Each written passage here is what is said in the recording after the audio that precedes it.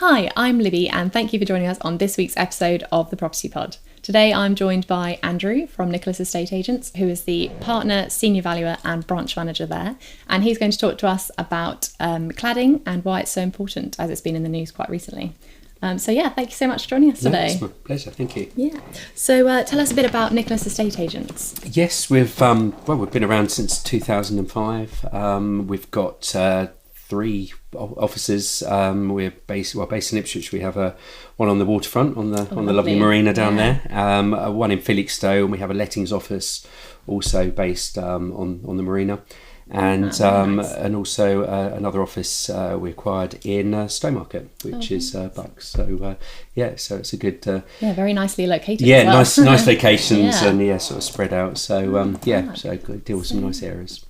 So what is cladding and why is it in the news particularly at the moment in time? Yeah, well, it's something that's sort of come to the forefront of the news over the last few years since the unfortunate events at Grenfell in London, and from the sort of findings from there, it's now looks as if there's a lot of buildings, especially obviously flats around the country, which have inadequate sort of fire safety and cladding. So it's now something that is being looked into, lots of reports, and trying to find to get the necessary certification to be able to basically sell them now. And a lot of properties have been affected, I think, especially in Ipswich. It's about absolutely. 2,200 or We've something. just found out up to about 2,200 properties could be affected locally. With that, so it's a worrying time for a lot of leaseholders about potential costs moving forwards and who's responsible. Yeah, definitely. And what do you think are the sort of typical problems that are associated with cladding at the moment? Yeah, so it can be a number of things. It can be anything from the actual cladding itself. It can be the fire safety sort of barriers, cavity barriers as well. Decking, if there's wooden decking, that sort of comes under it as well. So, so there's a lot more involved than it was probably first sort of thought. Oh, definitely, yeah. And there's a lot of people also still waiting on the findings of these reports that have been carried out to the cost, who's going to be responsible, and obviously the time frame to get it rectified, because that's going to be another thing. If there's work that needs carrying out on these properties, there's going to be a lot of upheaval and people becoming very unsettled with what's going to be going on. Definitely. Yeah. And what type of cladding is banned at the moment, and who is responsible for it to be replaced? Yeah, well, there's all, I suppose, from all different findings, from with the cladding, there's certain types that may well have been installed initially, which were deemed to be fine, have now been found, after sort of further investigation, that it's not up to sort of standard. So they're the types that are being probably investigated. So even ones going back sort of 10, 15 years, which have been installed, now are finding that they're not necessarily up to today's sort of standards required, certainly from the reports that have been carried out. And then for the obviously the lenders who will who are looking at these, and with the surveyors who are looking on behalf of them. Definitely. And with that, what sort of certification are lenders looking for? So what they require basically is a form called an EWS1 form, which is an external wall fire review. So they'll go around and do these reports and with their findings. So if anything doesn't come up to the required standards, they won't be able to issue one of these forms. So with that, it then goes back that the lenders obviously aren't then happy to lend on these properties. So and that's where the issues are. People can still buy them. You can have, if you're a cash buyer, there may be a few lenders. We can't obviously clarify that at the moment, but generally it is right across the board. But if you're a cash buyer, yes, you can still purchase these, because you don't require an EWS1 form. It's only for the lenders. But if you are cash, you still obviously got to have the responsibility that there may be ongoing sort of bills and increased service charges based on the findings and what's going to come as a responsibility to you as a leaseholder. Okay. Yeah. And can people sell their flats with cladding?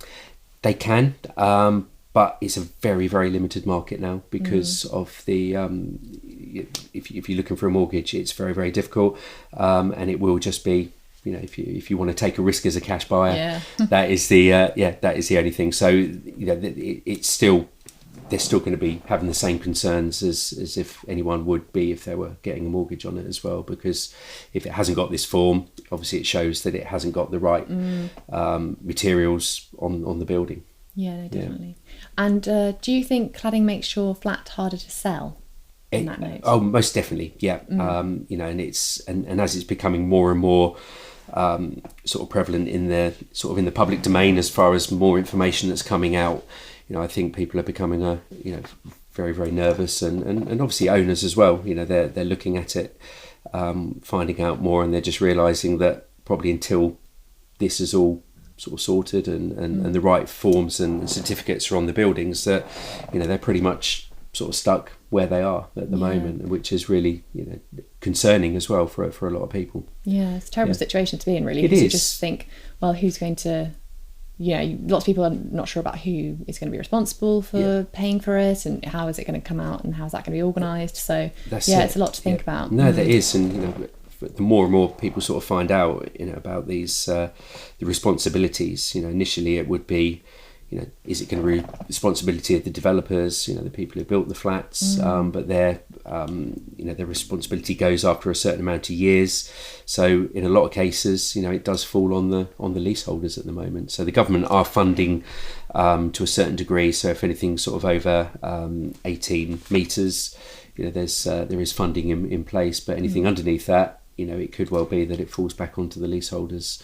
And until these reports and the quotes and everything has been done, it could run into thousands, tens of thousands for individual leaseholders. It's a lot of money, and whilst when they bought these, they were never expecting or aware that this was going to be something that they would fall back on them. So there's a lot of people who are it's you do feel sorry for a lot of people, and it's almost like we could lose a generation of of homeowners and buyers from this situation, because what are they going to do?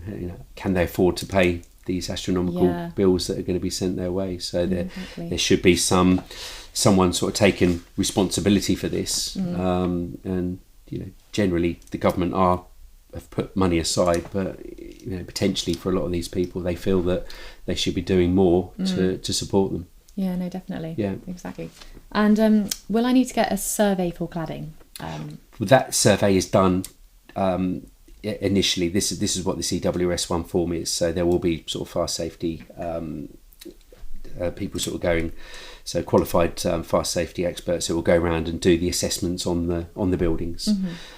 So that will form part. So you don't individually need to do anything. This is all being organised on each block. And then obviously from the findings, they will they'll come back, and after the assessments, they'll let you know really in the reports if it's passed, or if not, what is required to rectify the buildings to then get the certificate that's required, which will then satisfy the lenders moving forwards. Yeah. And with obtaining that certificate, would you say there's a certain type of cladding that's best to get or to try and have on your building? Well, this will be what will be recommended from the assessments. So if what they find fails, the recommendations will be put in place to what needs to go onto the building. So if it means the cladding's got to come off and a new type of cladding goes on, or for it's to do with the fire breaks, or even the balconies as well. If they're wooden balconies, obviously they've got to come off as well. So it's all different buildings have obviously got different issues that need to be sorted moving forwards. It's a shame, because I do like wood in a nice interior. It's like cosy, isn't it? So it's a shame to get rid of it. Yeah, there is. And also we're now finding out with certain buildings that balconies have got to be removed. Then that means the property is going to be wrapped, and it's going to impair people's views, and this could take sort of 6 months to do. So people won't even be able to open their sort of balcony doors, obviously for safety reasons. But it's going to be very, very intrusive for them over whilst the work is being done. Definitely, yeah. And how do you think the new cladding laws could affect leaseholders? Well, I think moving forwards, the government have obviously stated what they're going to cover and what is what's been where the money has been put aside for. So I think, in some cases, some leaseholders will not incur much cost at all, but others where maybe it's under 18 metres and there's work that needs to be done, it could fall on them. And they're the ones that are really going to have the sort of the fight moving forwards to try and get the right solution and move to how they're going to sort of fund the works. We've even seen this week that there's loan, even special loans being set up for these type of people. So it just shows maybe that moving forwards the government aren't going to be covering the whole cost of these the works. I think for a lot of people, very, very worrying times moving forwards. There's a long way to go. I think they're going to, they've already, you've seen sort of a few weeks ago there was a protest in London just to obviously bring this in front of the government, just to say that we need a solution. There's a lot of people there that just cannot afford to move forwards with this, and rightly so. It's a big expectation. Service charges are going up each month for a lot of people. You've got